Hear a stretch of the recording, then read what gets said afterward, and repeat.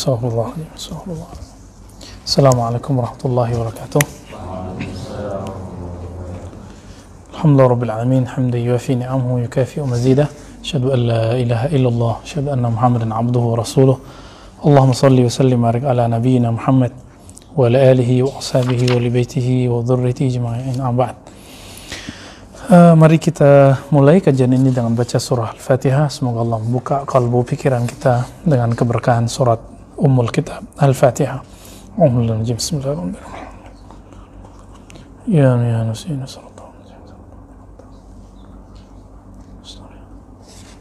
Baik teman-teman, sahabat Ribat Nuraniyah, meskipun ada kendala, kita mengkaji Aqidatus Syafi'i. Jadi qabla al-maghrib kita mengkaji akidah kalam Ahlus Sunnah. Jadi masail-masail, persoalan-persoalan, isu-isu yang biasa panas di kalangan orang yang membajak nama Ahlus Sunnah. Salah satunya adalah keluar beberapa tulisan kecil, buku-buku kecil, termasuk terjemahan-terjemahan akidah Imam Syafi'i. Bahwa Imam Syafi'i berakidah meyakini bahwa Allah bertempat. Nah, ini tidak benar. Nanti kita coba lihat. Ada dua kitab yang sangat bagus tentang ini. Sebenarnya Manaqib Imam Syafi'i juga ditulis oleh Ibnu Abi Hatim Ar-Razi dan beberapa imam-imam lain. Namun yang paling recommended itu ada dua kitab ini, Manaqib Syafi'i karya Al-Muhaddis Al-Kabir Al-Baihaqi. Beliau wafat tahun 458 Hijriah. Lahirnya 384, artinya hidup di akhir abad keempat dan wafat di pertengahan abad kelima. Nah, ini angkatan guru-gurunya Imam Syafi'i, Imam Ghazali ya. Imam Ghazali punya guru, gurunya berguru ke Imam Al-Baihaqi. Kemudian adapun ini secara tartib, sistematika dan penjelasan sangat bagus sekali. Dan boleh disebut ini faqih mutakallim. Jadi dia ahli fikih dan dia menguasai ilmu akidah. Sedangkan ini dia muhaddis mutakallim.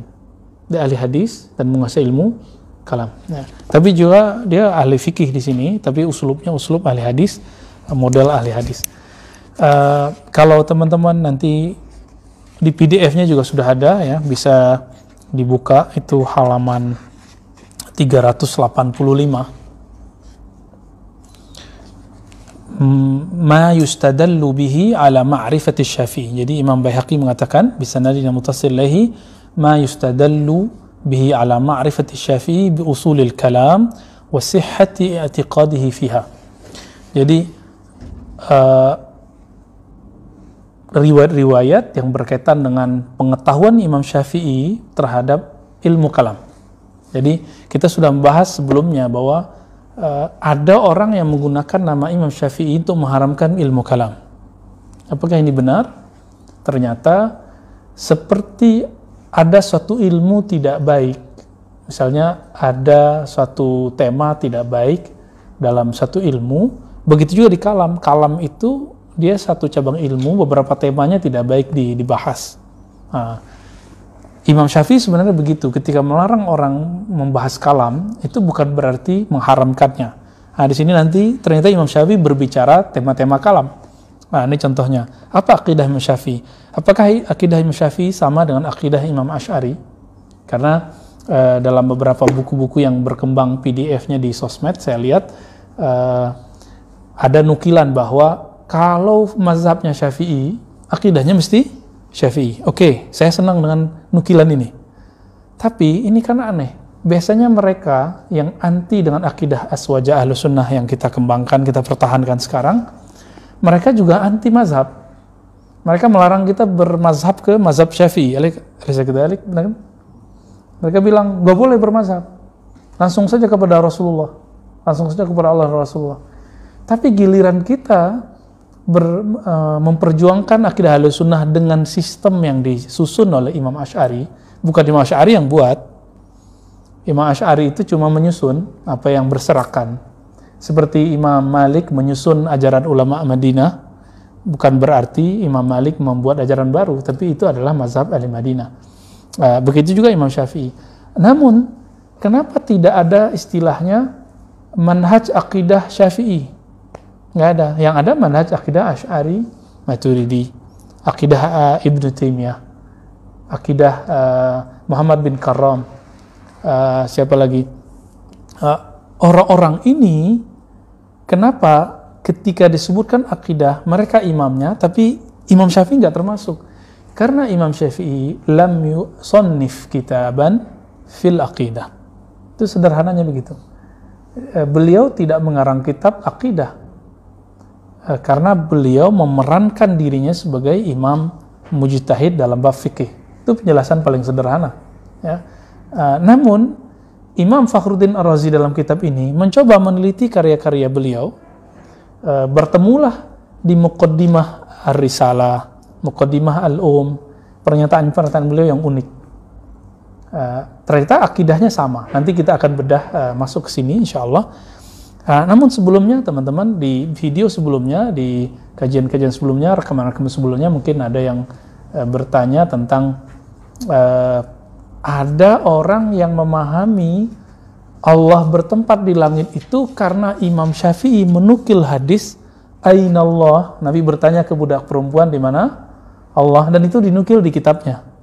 Ya, bab tentang memerdekakan budak. Silakan dicari nanti. Dan itu ketika kita cek di dalam kitab Manaqib Syafi'i al-Baihaqi, karena beliau ahli hadis, maka kita jadikan karya beliau lebih utama dalam masalah ini.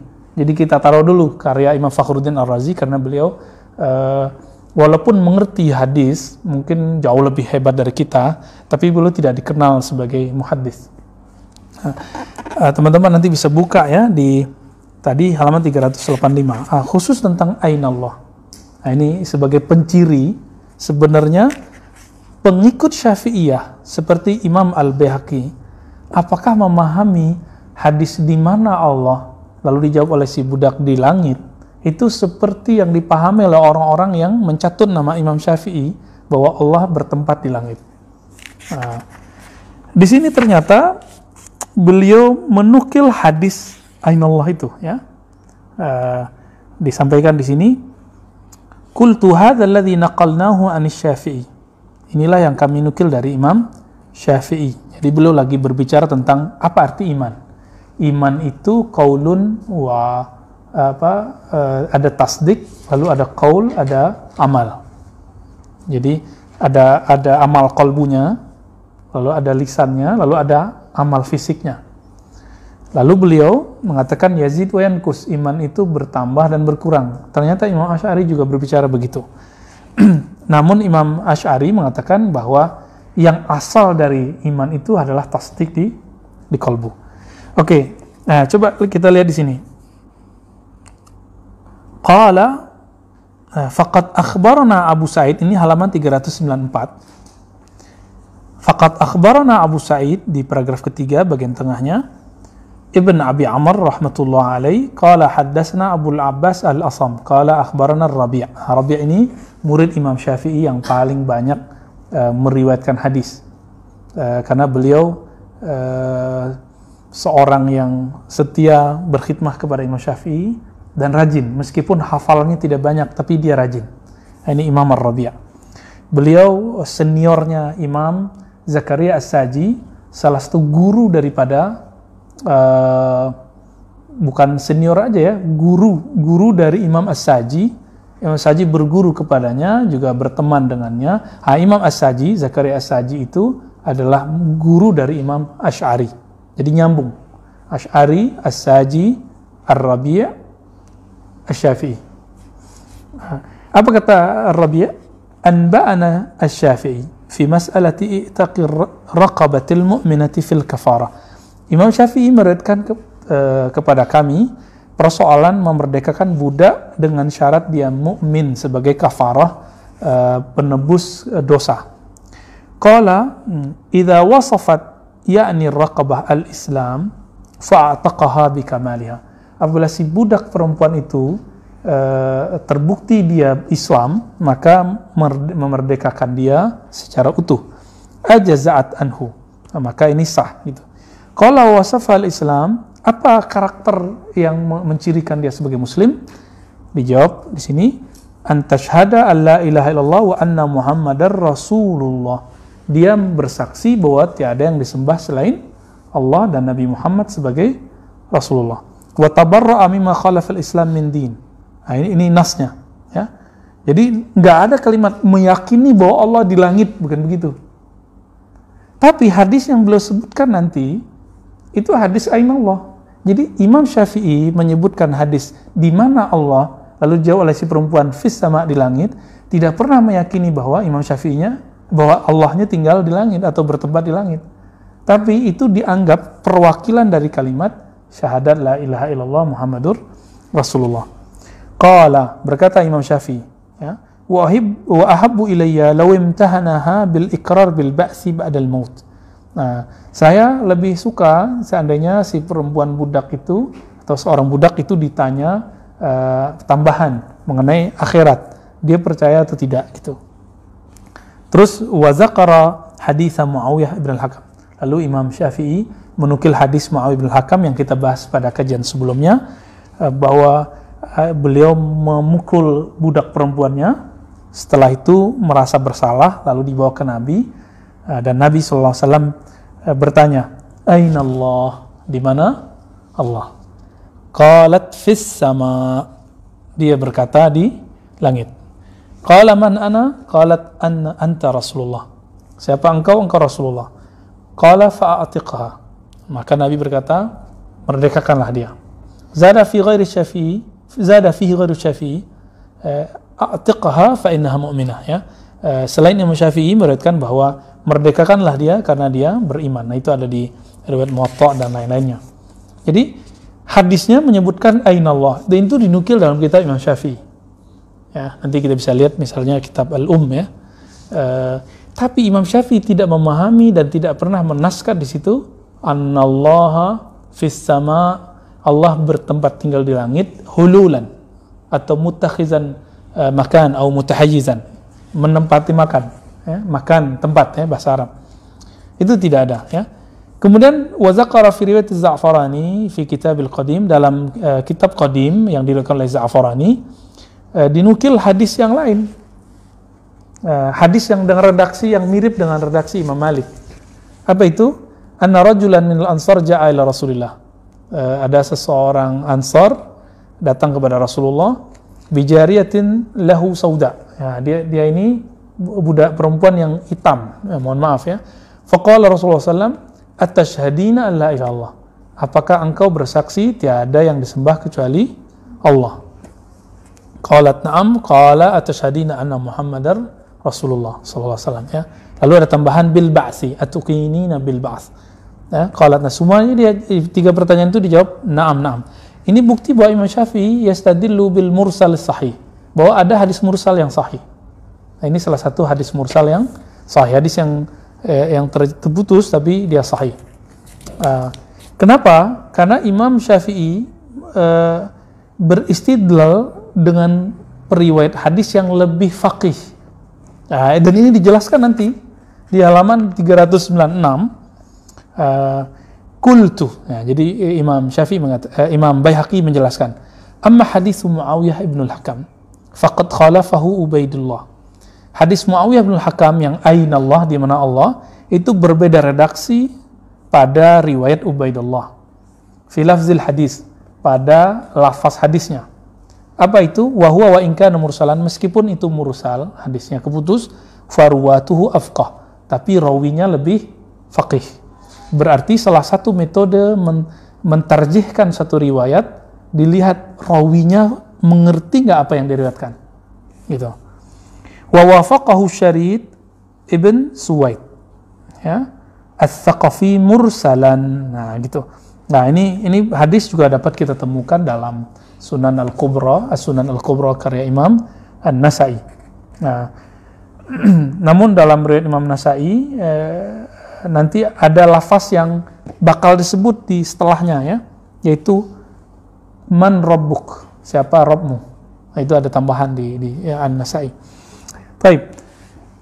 Nah, lalu apa penjelasan Imam Baihaqi sebagai ahli hadis dan ahli fikih dan ahli akidah yang sangat memahami Imam Syafi'i, yang punya sanad kepada Imam Syafi'i.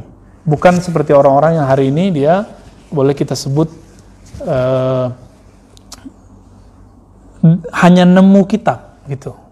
Apa istilah Tarqatul Adanya? Al-wijadah. Ya, dia cuma nemu dalam kitab tapi dia nggak punya sanad untuk menjelaskan maknanya. Kita lihat di halaman 397-nya. Apa kata beliau? Wa huwa wa in sahha, meskipun hadis ainallah, di mana Allah itu lafaznya sahih, faka'anna an-nabiyya sallallahu alaihi wasallam, seakan-akan Nabi sallallahu alaihi wasallam khatabaha ala qadri ma'rifatiha. Jadi beliau menggunakan metode namanya metode jamak. Nah, ini teman-teman masih ingat kalau ada hadis ikhtilaf, maka metode pertamanya dijamak, digabungkan dulu. Ya, atau diplomasi lah istilahnya. Digabungkan, dicari kira-kira persamaannya di mana, celahnya di mana. Kalau nggak bisa nanti ditarjih, dikuatkan salah satunya. Kalau nggak bisa, dicari nasikh mansuknya, mana yang dulu, mana yang terakhir.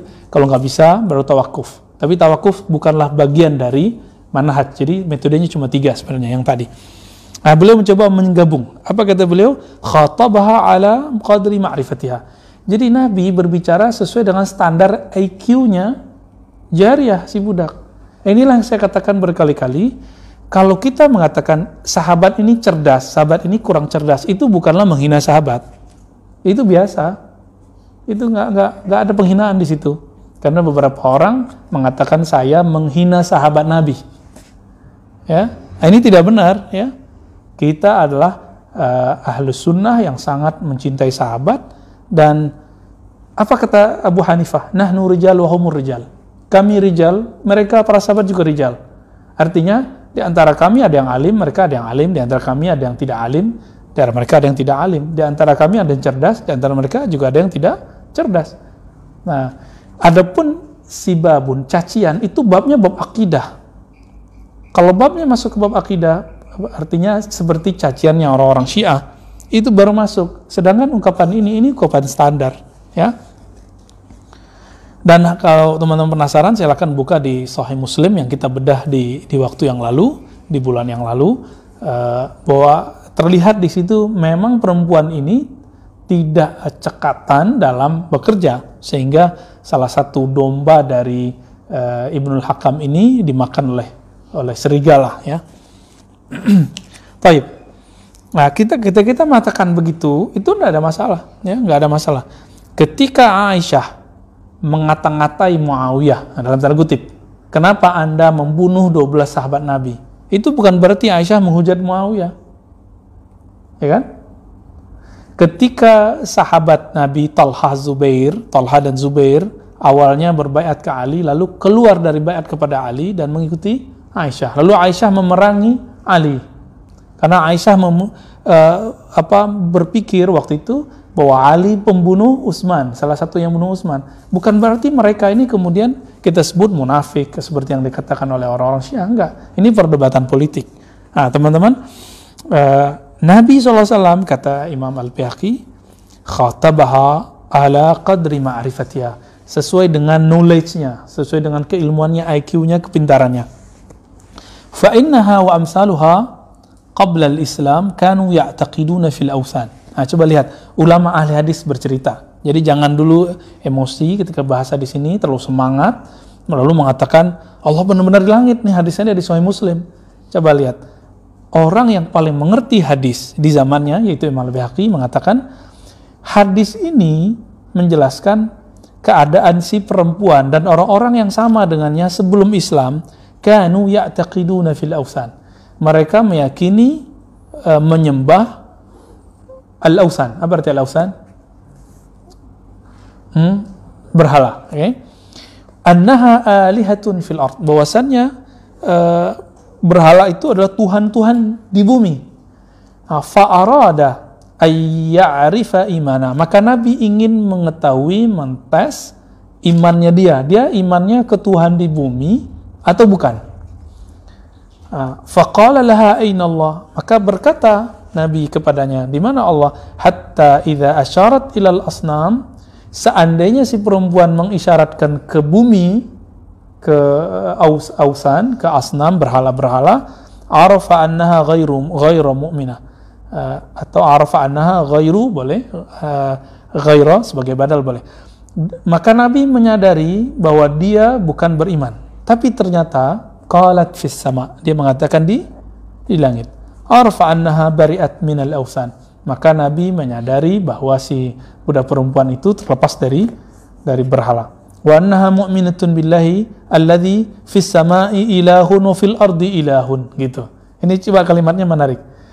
Dan disitulah Nabi tahu bahwa si perempuan ini percaya kepada Allah, ilahun fis sama wa ilahun fil ard. Allah itu Tuhan yang disembah di langit dan Tuhan yang disembah di bumi, kan begitu di Qur'annya, ya. Au asyara wa asyarat ila zahiri ma warada bihil kitab. Lalu beliau menambahkan, Imam Baihaqi menambahkan maksud Imam Syafi'i, karena la ya'rifu Syafi'i illa Syafi'iyah, ya, enggak mengerti Imam Syafi'i kecuali pengikut Imam Syafi'i. Apa kata beliau? Adapun lafaz yang ada di surat Al-Mulk, aamintum man fis sama. Apa arti man fis sama? Apakah kamu tidak merasa beriman atau aman dengan yang di langit? Aamintum man fis sama. Apakah kamu merasa aman dari yang berada di langit? Ayyakhsifa bikum, ya, nanti menurunkan azab kepadamu. Apa arti man fis sama? Yang di langit. Apa artinya? Coba lihat, teman-teman. Ini halaman 397, ya, masih sama dengan yang sebelumnya. Maknanya adalah man fawqas sama, yaitu yang di atas langit, yakni alal arsh, di atas arsy. Dan kita sudah mengatakan tadi sebelum ini, Ustadz Ali bertanya bahwa Imam Utsman As-Sabuni, ya, mengatakan bahwa istawa al-arsh, bahwa fawqal arsh, itu enggak masalah. Jadi kalimat fawqa, Allah di atas, kalimat fawq pakai fawqa atau alal arsh atau fawqal arsh, itu enggak masalah. Oleh karena itu Imam An-Nawawi ketika bertemu fis sama, yang benar kalau ini hadisnya dianggap benar lafaznya, mesti makna fi itu ala sama. Kenapa? Ketika Nabi naik ke langit pertama, langit kedua waktu Mi'raj, yang bertemu Allah atau bertemu para arwah Nabi? Arwah Nabi. Buktinya bahwa Allah bukan di langit 1, 2, 3, 4, 5, 6, 7. Kalau seandainya Allah di langit, di fi, berarti di hadis Bukhari itu salah dong. Padahal hadis Bukhari itu lebih sahih daripada hadis Imam Muslim ini, gitu. Hadis Imam Muslim yang menyebutkan fi, di langit. Sedangkan hadis Bukhari menyebutkan bahwa Nabi ketika naik ketemu arwah para nabi. Taib. Kenapa? Karena memang ayatnya berulang-ulang menyebutkan Ar-Rahman al-Arsawa summastawa al-Ars, gitu ya. Allah yang Maha Rahman istawa atas arsy. Kalimat istawa ala tidak ada persoalan, dan kita sudah sebutkan di pertemuan pertama selama pandemi ini ada 5 yang mesti dipahami. Silakan dirujuk nanti, dan Sidi Musa bisa ngulang lagi apa yang 5 itu yang sudah ditulis dalam kitab Al-Ibana. Dan itu nanti bertentangan dengan beberapa naskah yang juga dinukir oleh Imam Asy'ari, oleh Doktor Fauqiyah, naskahnya Imam Asy'ari, ya sakinas sama, atau yang dinukil oleh Tamimi, ya, waktu itu ya sakinal arsh. Padahal yang sahih yang ada dalam Al-Quran dan Sunnah, Rabbul Arshil Azim, ya, dalam hadis Nabi berdoa la ilaha illallah Rabbul Arshil Azim. Tidak ada kalimat la ilaha illallah sakinal arshil azim atau sakinas sama'il azim, nggak ada, ya. Lafaz itu tidak mungkin bersumber dari Imam Asy'ari, itu mungkin dari dasul al-haqidun, ya. Jadi ada orang-orang yang haqid, yang dengki kepada Imam Asy'ari lalu menyisipkan itu. Dan fenomena das ini, das, ya, bahasa Arabnya das, maka kitabnya disebut madsusah, kitab yang sudah disisipkan oleh orang-orang yang tidak bertanggung jawab, karena nama Imam Asy'ari ini masyhur. Oke. Nah, coba lihat apa kata Imam Baihaqi menjelaskan akidah Imam Syafi'i tentang Ar-Rahman al-Istawa. Wa kullu ma'ala fahuwa sama. Semua yang tinggi itu disebut langit sama. Karena sama secara harfiah artinya arsy. Dan arsy adalah a'las samawat, adalah bagian langit yang tertinggi. Ya, sebenarnya adalah di atas langit itu sendiri. Fahuwa al-arsy kama akhbara bila kaif. Jadi teman-teman, akidah Ahlussunnah Asy'ari mengatakan Allah alal ars pakai bahasa Arab. Fawqal ars boleh, tapi bila kaif. Ingat, ini kalimatnya bila kaif. Apa arti bila kaif? Kaif inilah yang tidak dipahami dengan baik oleh atba' Ibn Taimiyah. Kaif itu di situ ada tempat, tahayyuz, ya, menempati, ya, alat, ya, intikal, perpindahan, hijm, ya, ya, ukuran. Nah, itu nggak mungkin, ya. Bila kaif, inilah maksud bila kaif. Bila kaif ini sering dipahami oleh atba' Ibn Taimiyah sekarang, artinya ghair ma'lum. Dia ada mode, jadi istiwa itu duduk, tapi kita nggak tahu, kan begitu yang dipahami oleh, bahkan Ibn Taimiyah sendiri mengatakan istiqrar yang berarti duduk, dan ini tidak benar, ya. Jadi dalilnya apa?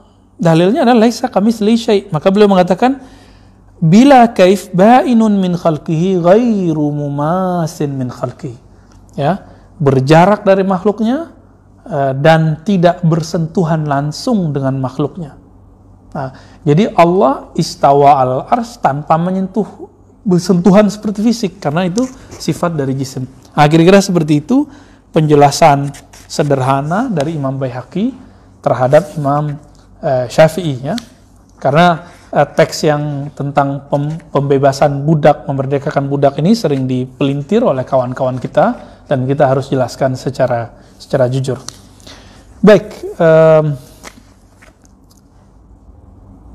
nah di bagian lain nanti bab setelahnya Mayu Sar'anhu rahimahullah fi dalailit tauhid, apa yang diriwayatkan dari Imam Syafi'i tentang dalail tauhid. Nah, di sini banyaklah tema-tema di sana, ya, tema-tema tentang kalamullah, asma Allah. Nanti kita akan bahas pada sesi berikut insyaallah. Wassallallahu ala Muhammad. Assalamualaikum warahmatullahi